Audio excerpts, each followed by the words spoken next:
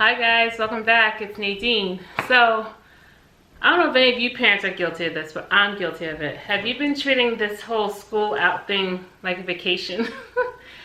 Probably the first 3 days, I treated it like it was a vacation. I was like, I don't have to wake up these kids early. I can sleep in, and then I realized that, this is not a vacation. It's just the new normal, and I need to get on the bandwagon with this and get my kids on the schedule. So my sister sent me this picture of her daily schedule that she created, and she got the idea from Pink, who put on her Instagram account about how she has her daughter Willow on a daily schedule, and so my sister decided to do hers like this. I was like, oh yeah, I gotta do that. But then I realized with 4 kids, I'm gonna have to tweak mine a little. So let me show you what I came up with. Okay, so this is my daily schedule that I created. I did mine's by block scheduling. Now, like my sister's, she did hers hour by hour by activity, and with 4 kids, I can't keep up with that, so I decided to do mine as block scheduling, like take 2 or 3 hour chunks and they have to get whatever's on that list done. So let me zoom in so you can see the first hour. So the first hour is good mornings, when they first wake up. My kids were waking up at like 12 o'clock, 1 o'clock in the afternoon. That's got to stop. So they have to wake up at 8, which is later than when they usually go to school with time to wake up. They usually wake up at 6:30 in the morning for school. So they're getting like an hour and a half extra sleep, so they can't complain. But when they get up within 8 o'clock to 10:30, they need to wake up, brush their teeth, get dressed, do some type of either go for a morning walk, exercise. I don't care if they run up and down the stairs 10 times. That's something to get their heart rate up. They have breakfast, they make up their bed, and they do a devotional, meaning they can read or pray. As you know, I'm a Christian, so we're trying to get our kids more independent on reading their Bible and praying on their own. Then after 10:30, there's like a half-hour break in between, just in case it goes over, so that gives them some type of like a buffer. So when we scroll down here, the next thing is from 11 to 12 days, academics and creativity. They have to do some reading, math, and school assignments. Now, my oldest daughter, Sydney, her time, this will tweak for her because on Thursdays, she has an online math class with her math teacher. So that's at 9 o'clock. So she'll probably do that up here on Thursdays. My son, and that's Christian, who's in middle school, he's getting assignments through Google Classroom.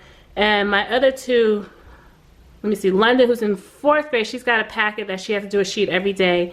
And my son, Zach, who is in 2nd grade, I created stuff for him. I just printed out math sheets. And so they have to do reading, math, and then the school assignments.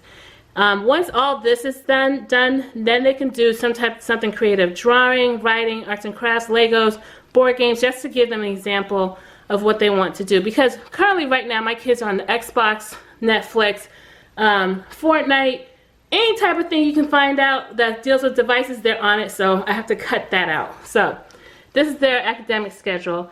And so right after that, let me see if I can, sorry for the noise. Again, there's a 15-minute buffer in case things run late. They have from 12:45 to 1:30, they have lunch. And then from 1:30 to 2:30, they can have quiet time. They can take a nap at this time slot, because my kids they'll take a nap at like 6 o'clock in the evening, get up at like 8, and up until 2.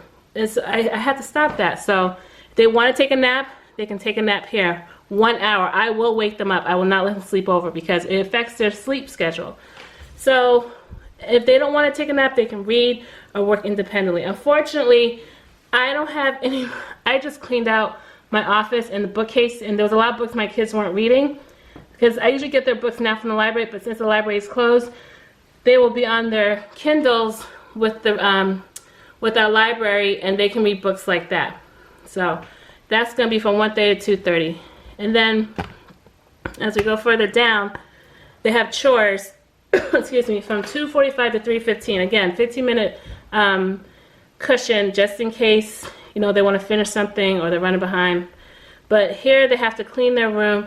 My kids do their, I used to do their laundry, but in the summertime they do it, but since they're home, they can do their own laundry. So they need to start their laundry if they have any. They really shouldn't have a lot because it isn't like they're outside getting dirty playing and stuff, but you know, they still got laundry.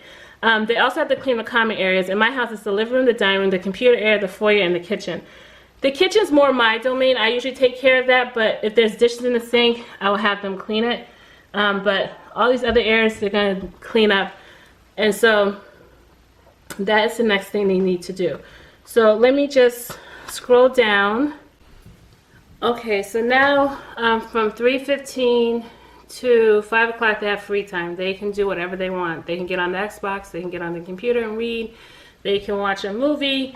Pretty much, it's whatever they want. They want to go outside.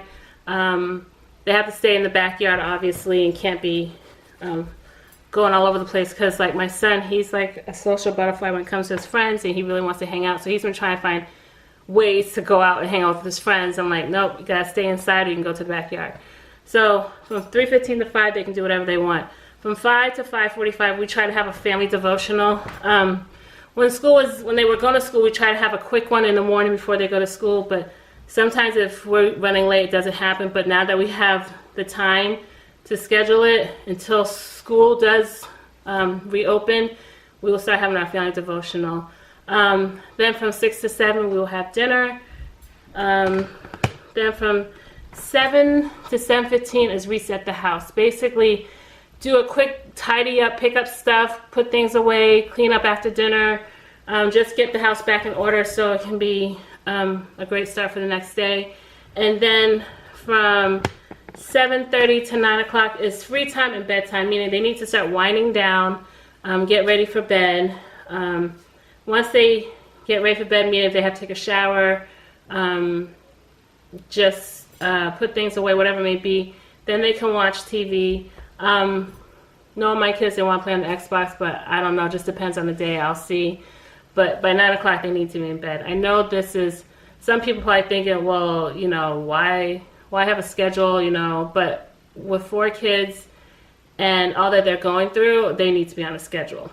So I'm putting it on my fridge so they can see it. My son saw me doing it. He's like, why do we have to be on a schedule? I don't like the schedule. I'm like, you'll learn to like it. Oh, he's like, I don't need to be on a schedule. It's like, you're on a schedule every day when you're in school. What's the difference? So make it, just customize it to what works best for you, whether it be hour by hour. I think that'd be great for, like, if you have 1 to 2 kids, maybe 3. But with my 4, I can't keep up with, like, did you do this? I'll be at them all the time. So if I give them block scheduling, you know, give them 2-hour frames or whatever it may be, like I showed you earlier, it's easier for me. Because I will lose my mind. It's like, okay, 8 o'clock, okay, 8:30. It's just, it doesn't work for me, but it may work for you guys. Like, it's probably working great for my sister, but I know me, it doesn't work for me. So you can do hour by hour schedule, you can do block scheduling, which I did. Again, make it colorful. You can make it, you can just put it on a piece of paper if you want, but if you know me, I like color, I like art, I like to be creative, and so that's what I came up with. I just used the stuff I had, you know, so I hope this video helps someone, you know, especially with all that's going on in the world. But you know what, God is still in control, and I just keep my trust and faith in Him, and yeah, just make the best of it. You know, show kindness to someone today, whether it be, if there's someone you've been thinking about, give them a call or a text just to check on them, make sure they're okay, or like what I did was, one of my friends, I actually sent her some toilet paper because she couldn't find any. I did through Instacart, and she was very thankful for it. So if you can find some way to show kindness to someone or to check on somebody, trust me, they will greatly appreciate it. If this is your first time on my channel, welcome. I would love to have you as a subscriber. Please hit that subscribe button down below. Give a thumbs up if you love videos like this, and thank you so much for watching. I love you guys, and I appreciate all that you do, and stay safe out there. Practice good hand washing. And until we meet again, guys, have a very blessed day. Bye.